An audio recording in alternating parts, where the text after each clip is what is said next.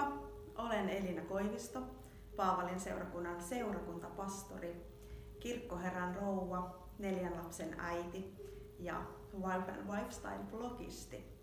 Olen aloittamassa täällä Paavalin seurakunnassa nyt uutta projektia. Alan tehdä erilaisista teemoista videoita.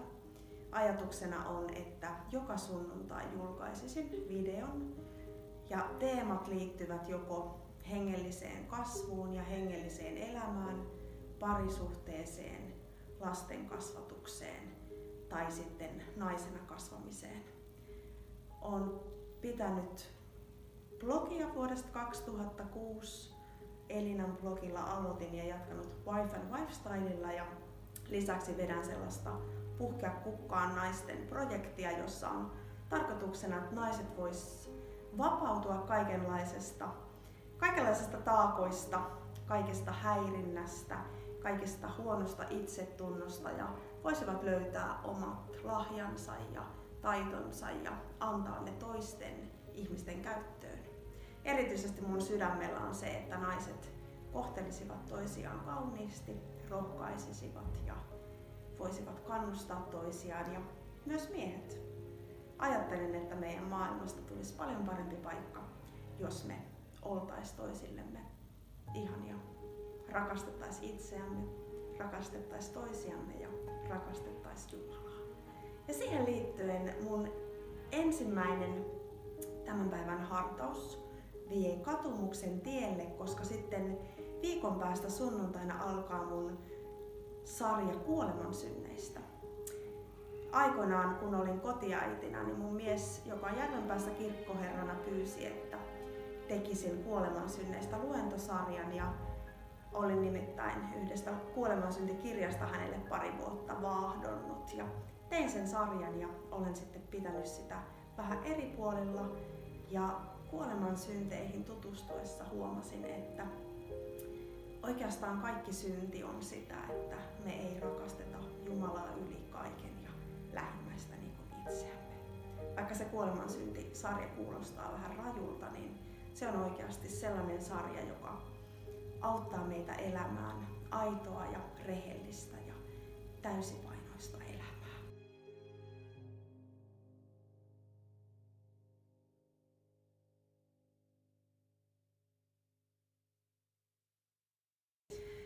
Paaston aika on katumuksen aikaa. On aika pysähtyä miettimään, mikä omassa elämässä on sellaista, mikä ei ole Jumalan tahdon mukaista. Rakastanko Jumalaa yli kaiken? Rakastanko lähimmäistäni niin kuin itseäni? Rakastanko itseäni? Onko minulla aikaa läheisille ihmisille? Levitänkö minä hyvää mieltä ympärilleni? Hyväksynkö itseni Jumalan luomana ainutlaatuisena ihmisenä? Vai turhennanko Jumalan luomistyön sättimällä itseäni, vähättelemällä itseäni, kohtelemalla huonosti omaa itseäni joko fyysisesti tai henkisesti? Olenko minä valmis kulkemaan Jumalan johdatuksessa, tehden arkipäivän ihmeitä?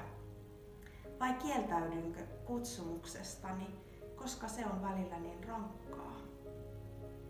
Uskallanko ottaa ristini ja mennä niissä askelissa, joihin Jumala minua tänään kutsuu? Tänään me saamme tunnustaa kaiken sen, mikä painaa mieltämme. Teemme sen synnin tunnustuksen sanoin. Herra, sinä olet valo, mutta en ole katsonut sinua. Sinä olet tie, mutta en ole seurannut sinua. Sinä olet totuus, mutta en ole pysynyt sinussa. Sinä olet elämä, mutta en ole tunnustanut sitä. Sinä olet opastajani, mutta en ole totellut sinua. Ja kuitenkin, Herra, kun teen väärin ja turmelen elämääni, olen onneton, ja syytän sinua. Herra, anna minulle anteeksi. Tätä pyydän Jeesuksen Kristuksen, vapahtajani tähden. Näin sanoo Herra, älä pelkää. Minä olen sinut lunastanut. Minä olen sinut nimeltä kutsunut. Sinä olet minun. Vaikka vuoret järkkyisivät ja kukkulat horjuisivat, minun rakkauteni sinuun ei järky, eikä minun rauhanliittoni horju, sanoo Herra, sinun armahtajasi.